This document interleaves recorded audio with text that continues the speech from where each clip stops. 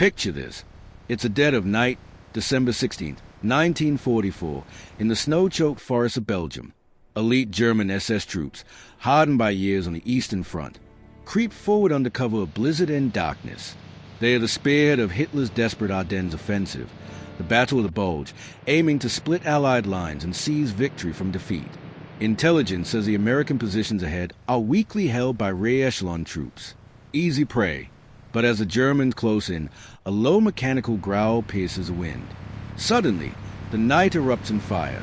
4.50 caliber machine guns belch over 2,000 rounds per minute, traces slicing through the gloom like crimson lasers. Trees explode into deadly splinters. Men are cut down in droves, their screams drowned by the roar. In minutes, an entire battalion is decimated. Survivors stagger back, muttering about Fleischhacker, meat choppers, American devils on wheels that turn infantry assaults into massacres. This wasn't a fluke. These were the M16 multiple gun motor carriages, America's improvised anti-aircraft half-tracks that became ground warfare legends. Nicknamed meat choppers by GIs for their gruesome efficiency, they embodied U.S. industrial might, simple, mass-produced, and utterly devastating.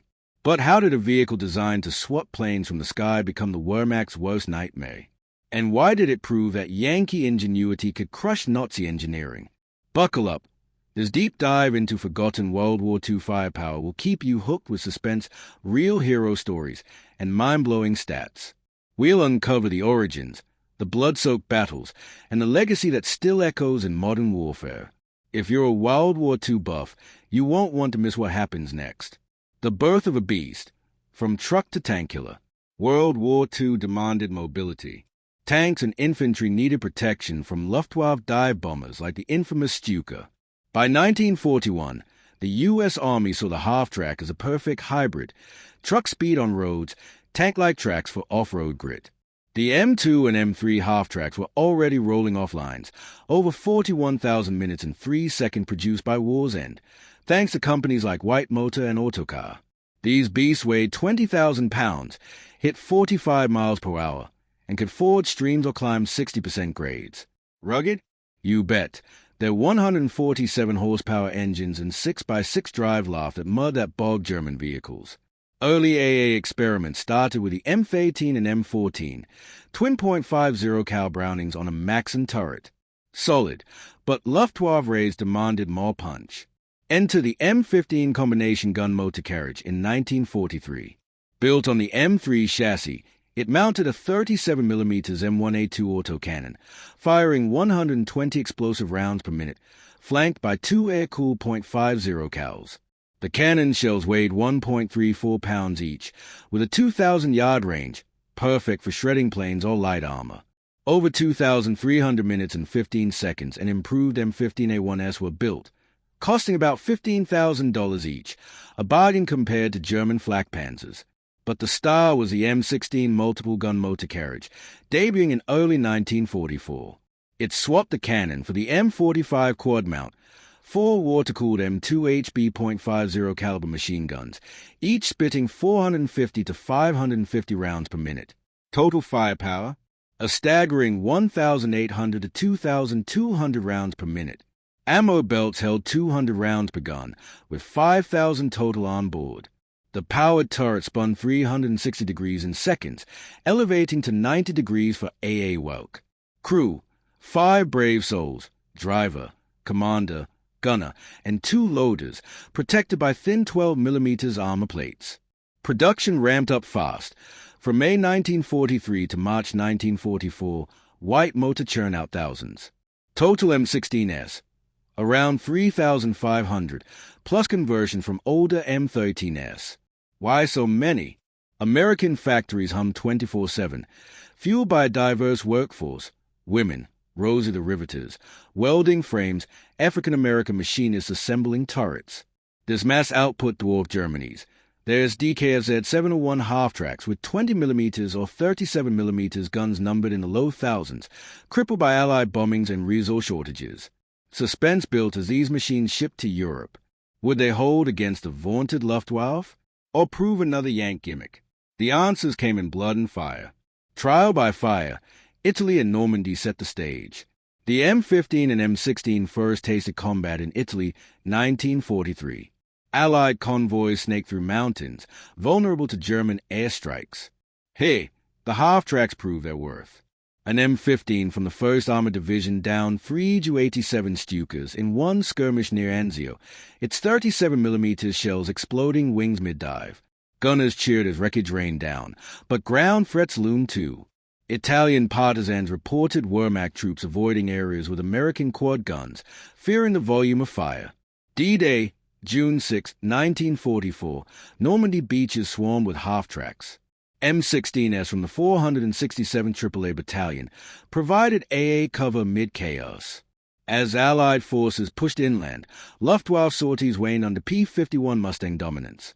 Commanders adapted, repurposed for ground support.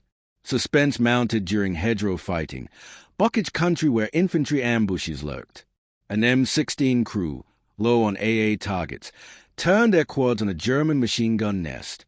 The result? A wall of lead that pulverized a position in seconds. Word spread. These weren't just sky watchers, they were infantry erasers. Stats from Normandy. M15 or M16 units claimed over 100 aircraft kills in the first month. But ground use exploded. One report. An M16 expended 1,200 rounds in a single engagement, halting a Panzer Grenadier counterattack. German prisoners confessed dread. The quad's roar sounded like 100 buzzsaws. American bias? Absolutely. While Nazis touted Tiger tanks, Yanks mass-produced versatile killers that adapted on the fly. The Bulge, where meat choppers became legends. Hitler's Ardennes gamble. 200,000 troops, 1,000 tanks smashing through on December 16, 1944. Blizzards grounded Allied air support. Germans advanced 50 miles. But U.S. resilience and half-tracks turned the tide. Enter the 447th Anti-Aircraft Artillery Battalion near Bastogne.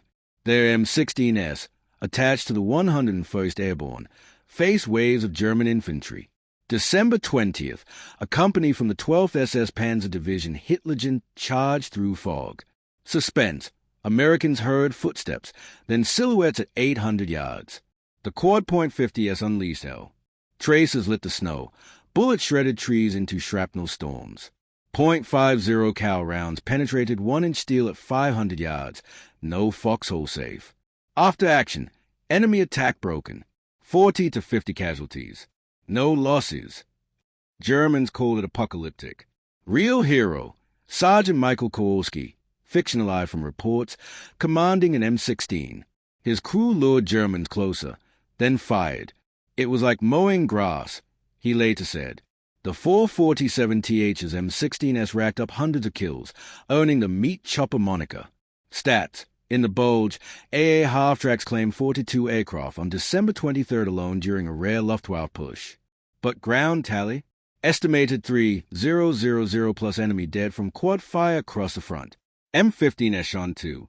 Near Normandy, an M15A1 blasted a German half-track with 37mm E shells, then mowed survivors with .50s. Crew Chief Petty Officer James Donnelly, inspired by Navy attachments, adapted naval gunnery. Target bearing 270, range 400. Fire for effect. Explosions rivaled artillery. German reactions? Captured officers ranted about unfair firepower. One report, these trucks fire like naval guns on land. Elite units like the 1st SS Panzer hesitated, demanding AR tank support. Psychological blow, Wehrmacht morale cracked under relentless shoot-and-scoot tactics. Fire, relocate in minutes, vanish like ghosts. Comparisons crushed Nazi pride. Germany's Flak Panzer IV, sophisticated, but only 200 built. Cost 10x an M16. U.S. fielded thousands cheaply, overwhelming with quantity and quality. Technical mastery, why they dominated the battlefield. Deep dive. The M16's M45 turret weighed 2,200 pounds, electrically powered for smooth tracking. Each .50 cal fired API, armor-piercing incendiary, rounds at 2,900 frames per second. Kinetic energy to punch through light vehicles or aircraft. Water cooling prevented overheating during sustained bursts. M15's 37mm, muzzle velocity 2,600 frames per second, effective versus low-flying planes or bunkers. Twin point 50s added suppression. Mobility edge, half-tracks cross snow where wheeled trucks failed, tracks providing traction. Fuel efficiency, 3 to 5 miles per gallon, but abundant U.S. logistics kept them running. Effectiveness stats. Across World War II, USAA half-tracks downed to 800 aircraft, destroyed 3,000 vehicles, inflicted 30,000 casualties. In Bulge, 28 kills at Remagen Bridge alone. Cost per kill? Pennies compared to German Wunderwaffen. Crew life, training at Fort Bliss focused on rapid targeting. In combat, adrenaline surge, loaders swapped hot barrels mid-fight. Stories abound. One M16 survived a Panzerfaust hit, armor deflecting the blast. The German view, fear and frustration. From the enemy side, Oberfeldwebel Klaus Hermann's diary, paraphrased from accounts, we advanced confidently. Then the American quad spoke. Men vanished in red mist. No honor in such slaughter. Elite divisions like the 6th Panzer Army lost 40% strength to these ghost wagons. Intelligence dismissed them early. Improvised, unarmored. Bitter irony, Germany's half-tracks were complex, scarce. By January 1945, as Allies counterattacked, M16s led pushes, clearing roadblocks with hails of lead. Legacy, from Bulge to Baghdad. Post-Bulge, half-track spearheaded Rhine crossings, downing 41 of 63 Luftwaffe attackers at Remagen. Into Germany, suppressing holdouts, demolishing defenses. After VE Day, many converted back to transports. But legacy lived. Korea, 1950-53, M16 shredded Chinese human waves, earning meat chopper new. Vietnam gun trucks echoed the concept. Modern descendants, Hums with .50 cals, MIAPs mounting autocannons. Principle, mobility plus firepower equals victory. U.S. doctrine still prioritizes adaptable, mass-produced gear. Why USA biased? Because American factories outproduce the Axis 5:1 in vehicles. Diversity built them. Immigrants, women, minorities forging an arsenal of democracy that buried fascism. Final thoughts. The unsung heroes. The meat choppers weren't flashy like Shermans or Mustangs, but they saved countless lives, turning defensive stands into offensives. Veterans like Kowalski rarely spoke of the horror. The sound of quads firing haunted dreams. Yet they won the war.